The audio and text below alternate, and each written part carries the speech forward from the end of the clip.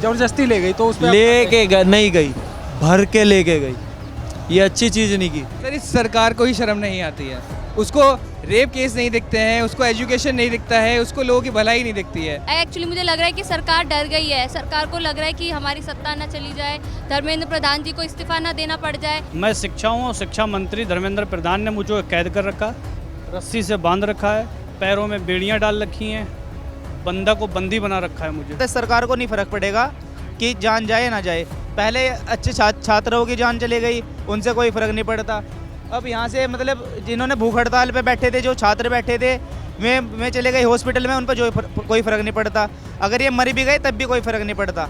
ये सरकार ऐसी है। 20 जुलाई को शांतिपूर्वक मार्च जो है संसद भवन तक निकालने वाले हैं। उसमें पुलिस प्रशासन ने जो है किसी भी प्रकार का रोक दबाव या प्रेशर बनाने की कोशिश की, रोकने की कोशिश की, तो 21 जुलाई मेरे जीवन का अंतिम दिन होगा सर। जंतर मंतर दिल्ली के लिए नौजवान छात्रों ने कूच कर लिया है। 1 से 2 दिनों के अंदर अंदर दिल्ली की सड़कों पर आपको नौजवान छात्र नजर आएंगे। और ये सरकार शिक्षा तंत्र को, शिक्षा को बंधक बनाकर रखना चाहती है। मैं सिर्फ एक ही संज्ञा देना चाहूँगा सर, जो कुर्सी चिपक रही है ना फेविकोल से, उसको छुटा के और इस्तीफा दे दो, नहीं तो जियान है यहाँ।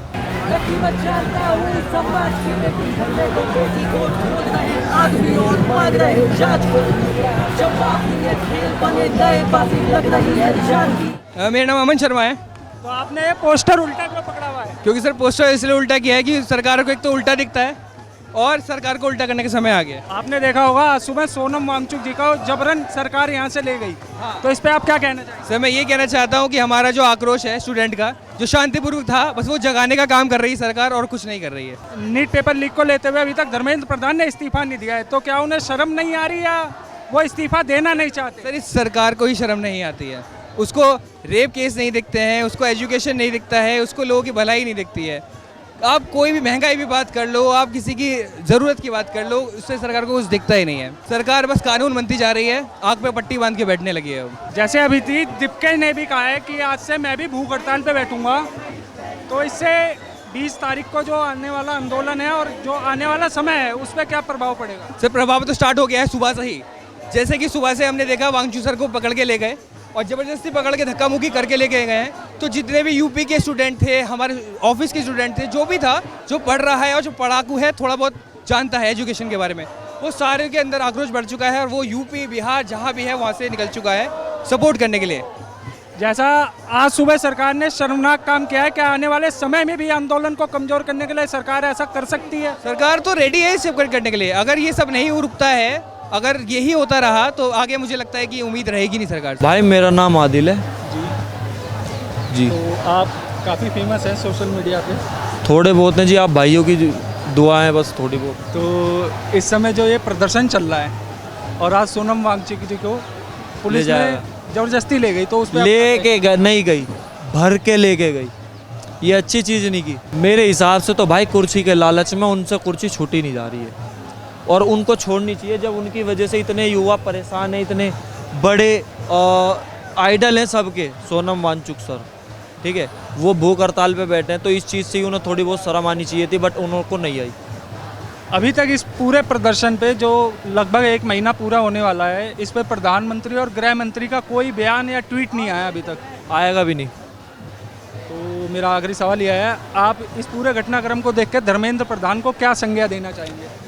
मैं सिर्फ एक ही संज्ञा देना चाहूँगा सर, जो कुर्सी चिपक रही है ना फेविकोल से, उसको छुटा के और इस्तीफा दे दो, नहीं तो जियान है यहाँ। हम जस्सी है और भीम आर्मी से मंडल महासचिव हूँ सहारनपुर से। सरकार तो डरी गई उनसे सरकार इसलिए डर गई क्योंकि जो धरना प्रदर्शन चल रहा है, इसी को लेके अभी 20 तारीख में आह्वान किया है बड़े भाई चंद्रशेखर ने और मनजीत सिंह नोटियाल ने आने का। और में चोरों की तरह सोनम वांगचुक जी को उठा के लेके चले चोरों की तरह।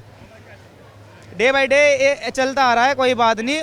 आज तो हद ही कर दी, आज हद पार कर दी उन्होंने। सभी चादर मतलब ऐसे जैसे चोर आते हैं ना, चोर, एसओजी की टीम ऐसा आई और लात मुक्का घुरा मजा के उन्हें मतलब लेके चली ज़बरदस्ती। अगर उन्होंने मतलब पैर मोड़ने की कोशिश भी की, वो सोच रहे कि सोनम वांगचुक जी को उठा लेंगे, उन्हें डिटेन कर लेंगे और ये अपने अपने घर चले जाएंगे। तो ये भूल है सरकार की उनकी कोई बात नहीं, समर्थन पूरा है। मैं भी अपना समर्थन दिखा रहे हैं, यहाँ पे भी समर्थन पूरा है।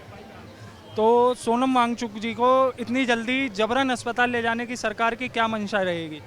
मनसा ये है कि 20 दिन हो गए आसन पे थे में, और अगर वैसे तो उन्हें फ़र्क नहीं पड़ता, सरकार को नहीं फ़र्क पड़ेगा कि जान जाए ना जाए। पहले अच्छे छात्रों की जान चली गई, उनसे कोई फ़र्क नहीं पड़ता।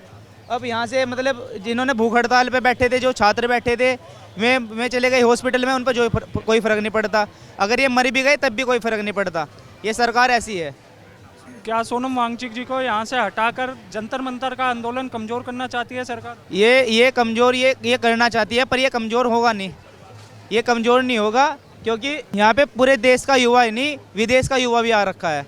ये जंतर मंतर पे जो भीड़ है, ये पैसे वाली भीड़ नहीं है कि पैसे की है। समस्या ये है कि जो हमारे देश में युवा है, उनके साथ में कहीं ना कहीं गलत हो रहा है, और गलत के खिलाफ में हमेशा खड़ा होना चाहिए। क्या नाम है आपका? इनेश कुमार। आप कब से हैं यहाँ? 20 जून से हूँ सर। आपने आज सुबह देखा सोनम वांगचुक जी को जबरन सरकार ले गई अस्पताल, तो उस पे क्या सरकार डर गई है इस आंदोलन से? हाँ सर, वो सरकार जो है आंदोलन को दबाने की कोशिश कर रही है। सुबह सुबह जो है सोनम वांगचुक को ज़बरदस्ती ले गए, वहाँ पुलिस प्रशासन जो है दबाव डालकर, और जो छात्र अनशन पर बैठे हैं उनको भी ज़बरदस्ती ले जाने की कोशिश की जा रही थी सर।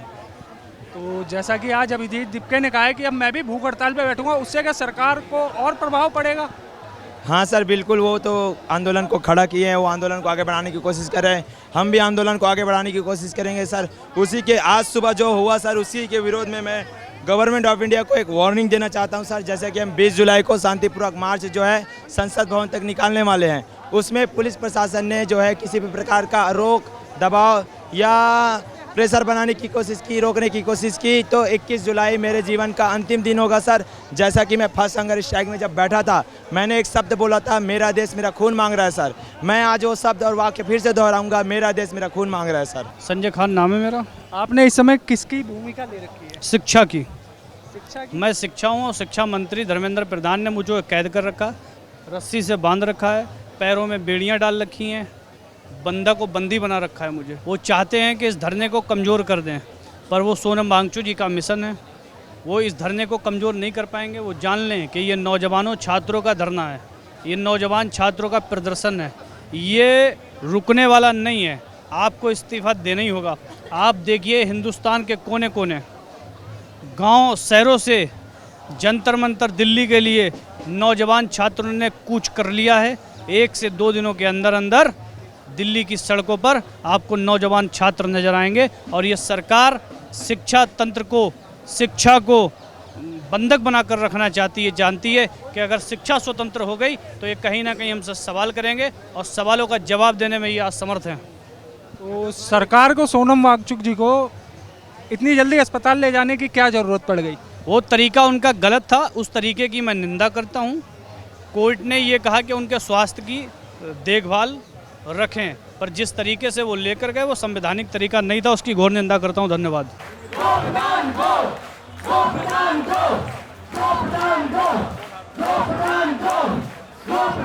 अभी सोनम वांगचुक जी को उठा के लेके चले गए हैं, और कहाँ लेके गए हैं पता नहीं, उनको बड़ी गुंडागर्दी के साथ उनको लेके गए हैं, और वो 20 दिन से भूख हड़ताल पे हैं बेचारे। उनकी इतनी बुरी हालत है, ऐसे में उनको ऐसे वाइट कपड़ा लगा के एक साथ इतने सारे पुलिस वाले आ गए और उनको उठा के ले गए। पता नहीं उनको कैसी हालत में वो हैं, उन्हें दिखा भी नहीं रहे, कुछ बता भी नहीं रहे।